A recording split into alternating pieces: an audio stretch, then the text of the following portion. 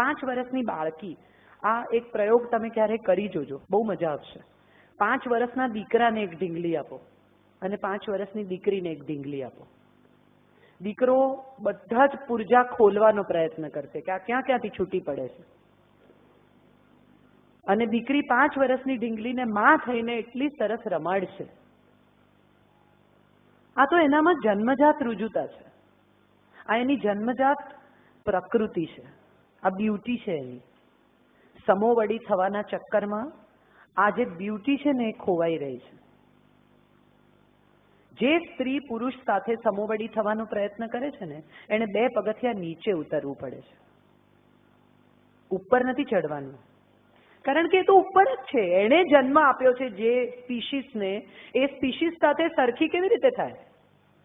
મારામાંથી જન્મેલી જે સ્પીશીસ છે એની સાથે હું મારી સરખામણી કરું જ કેવી રીતે?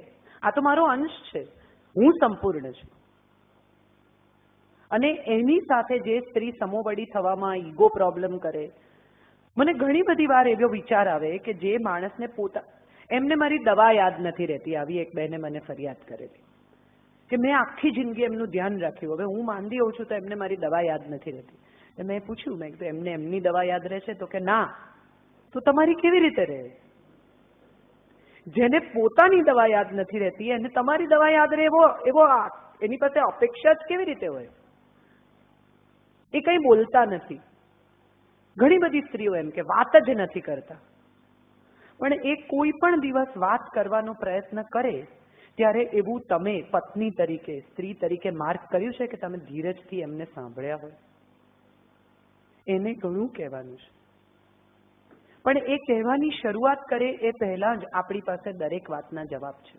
અને આ વાત મારે આજે એટલા માટે સ્ત્રીઓને ખાસ કહેવી છે. આજે મેં સાવ દિશા, હું સામાન્ય રીતે સ્ત્રીના પક્ષમાં લખું છું અને સ્ત્રી સમોવડી વાતો લખું છું અને સ્ત્રી એમ્પાવરમેન્ટ વિશે લખું છું, પણ આજે મારે આ વાત એટલા માટે કહેવી છે કે મને વિચારતા એવું સમજાયું છે કે આજના સમયમાં અર્બન લગ્નો જો ટક્યા છે ને તો એમાં 60 થી 70% પુરુષનો ફાળો છે. બહુ પુરુષો એવા છે કે જે કશું કોઈને કહેતા જ નથી, એમના ગૃહ ક્લેશ વિશે કે એમની સમસ્યાઓ વિશે. આ બહુ અગત્યની વાત છે ને એમાં જ પુરુષોને હાર્ટ એટેક આવે છે.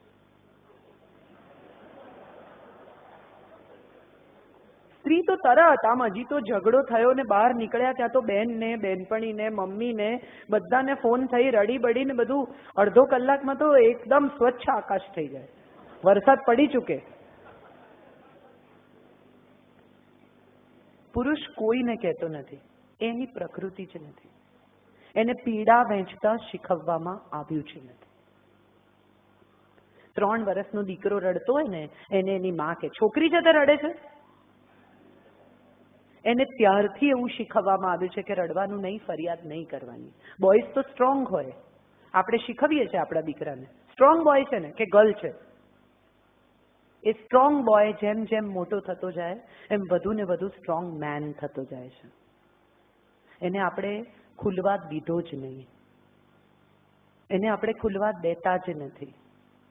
અને પછી જ્યારે એ દુઃખી થાય છે, જ્યારે એને બ્લડ પ્રેશર, ડાયાબિટીસ, કોલેસ્ટેરોલ થાય છે, ત્યારે આપણે એવી ફરિયાદ કરીએ છીએ કે કોઈનું સાંભળતા જ નથી. ખરેખર આપણે એમનું સાંભળતા નથી.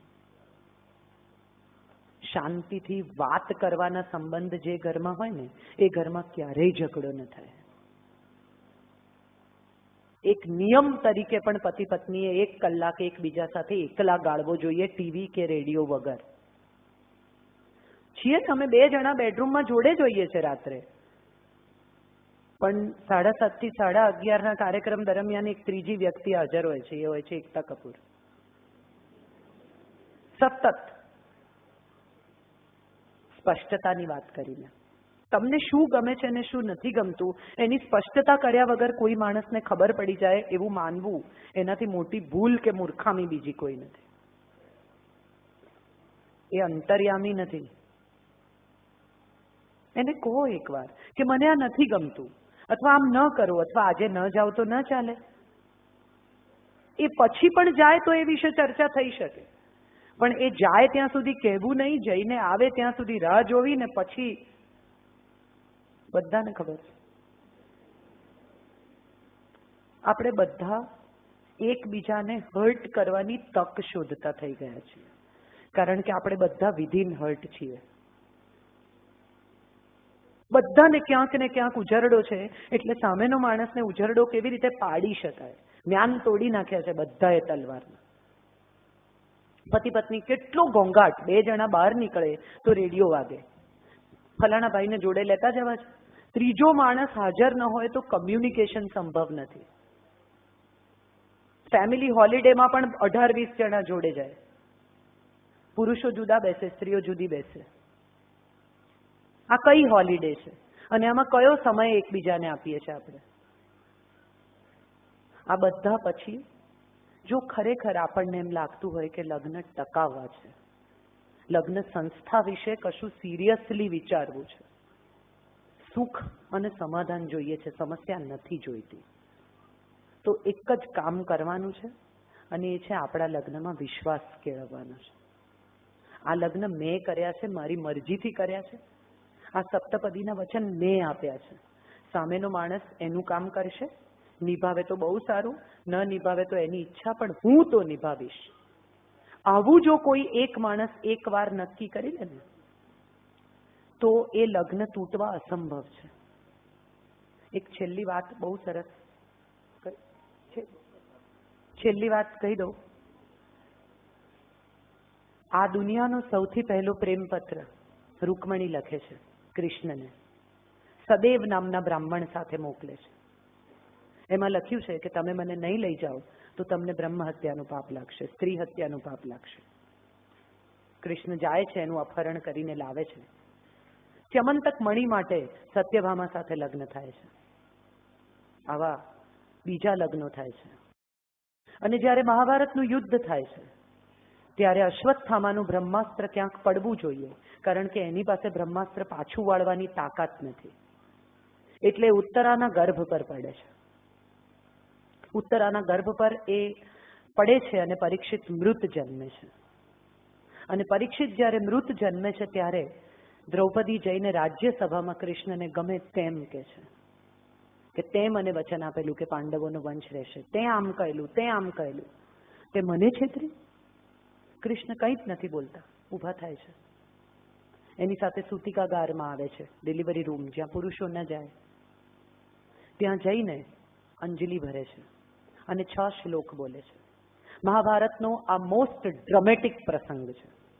આનાથી વધારે ડ્રામેટાઇઝ્ડ પ્રસંગ મેં ભાગ્યે જ વાંચ્યા છે. એ હાથમાં અંજલિ ભરીને 6 શ્લોક બોલે છે કે મેં જો પાંડવોનું ભલું ઈચ્છ્યું હોય, ક્યારેય એમનું બુરું ન ઈચ્છ્યું હોય, તો પરીક્ષિત સજીવન થાય. મેં જો મિથ્યા આચરણ ન કર્યું હોય, અસત્ય નથી કહેતા, મિથ્યા કહે છે, મેં જો મિથ્યા આચરણ ન કર્યું હોય તો પરીક્ષિત સજીવન થાય. અને છેલ્લો શ્લોક બોલે છે કે મેં જો બ્રહ્મચર્યનું પાલન કર્યું હોય તો પરીક્ષિત સજીવન થાય. 8 પટરાણીઓ છે, આટલા પુત્રો છે, પૌત્રો છે. પરીક્ષિત રડે છે અને કૃષ્ણ ત્યાંથી ચૂપચાપ એક અક્ષર બોલ્યા વિના નીકળી જાય છે. અને ત્યાં સત્યભામા ઊભા છે, દ્રૌપદીને પૂછે છે કે આ બ્રહ્મચર્યનું શું કહ્યું આમણે? એટલે દ્રૌપદી એને કહે છે કે એમના એક પણ લગ્ન સ્નેહ લગ્ન નથી, ધર્મ લગ્નો છે. આ બધા પોલિટિકલ મેરેજીસ છે. અને આ ધર્મ લગ્નો જે એમણે કર્યા છે એ એમણે જેટલી નિષ્ઠાથી નિભાવ્યા છે એ જોયા પછી મને એક વાત સમજાય છે કે જો આ માણસે સ્નેહ લગ્ન કર્યા હોત તો એણે શું કર્યું હોત. અને આ વાત, આનો સૌથી સુંદર આ શ્લોકનો છેલ્લો વાક્ય છે કે આ વાત મારાથી વધારે કોને ખબર છે. એણે 5 પતિ સાથેના ધર્મ લગ્નને નિભાવ્યા છે. બહુ સુંદર વાત છે. આ આપણી પરંપરા છે, આ આપણી સંસ્કૃતિ છે.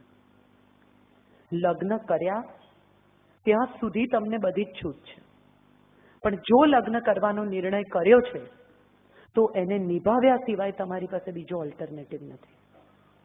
We all have a freedom of choice, but once we make a choice, we have no freedom.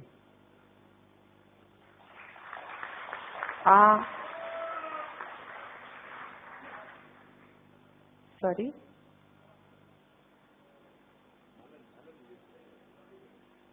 મને થયું એમને ઊંઘ આવે છે. આ વાત જ્યાં સુધી હું સમજી શકી છું ત્યાં સુધી મને એટલી જ સમજાય છે કે દરેકે પોતાનું આંગણું ચોખ્ખું કરી નાખવાનું છે. બાજુવાળો ક્યાં કચરો નાખે છે એ જોવાને બદલે હું મારા લગ્ન નિભાવીશ. મને મારા લગ્નમાં શ્રદ્ધા છે અને હું મારા જીવન સાથીને ચાહું છું. આટલી 3 વાત પણ જો નક્કી થઈ શકે તો હું માનું છું બધાના આંગણા આપોઆપ ચોખ્ખા થઈ જશે. બાજુવાળા કચરો નાખે છે માટે મને પણ મારા આંગણામાં કચરો નાખવાનો હક છે, તો પછી તો દુનિયાનું કોઈ આંગણું ચોખ્ખું નહીં રહે. જે લોકો એમ માને છે કે એમને આ સંસ્કૃતિમાં, આ ધર્મમાં, આ દેશમાં, આ દેશની પ્રણાલીમાં શ્રદ્ધા છે, એમણે એટલું નક્કી કરવું જોઈએ કે જો એમને એમ લાગતું હોય કે લગ્ન માટે નથી બન્યા તો એમને છૂટ છે. લગ્ન ન કરવાની છૂટ આ દેશ આપે છે. પણ જો એક વખત વેડિંગ નામના શબ્દમાં માણસ દાખલ થાય તો એ વેડિંગ રિંગ છે. It is very small but the responsibilities are very big. લગ્નની રિંગ તો બહુ નાની છે પણ એની સાથે જોડાયેલી જવાબદારીઓ બહુ મોટી છે અને આપણે માણસ તરીકે નિભાવવાની છે. કારણ કે એ વચન આપણે આપ્યા છે, આપણા બદલે કોઈએ સહી નથી કરી ત્યાં. So let's think about it. If not follow it, at least think about it.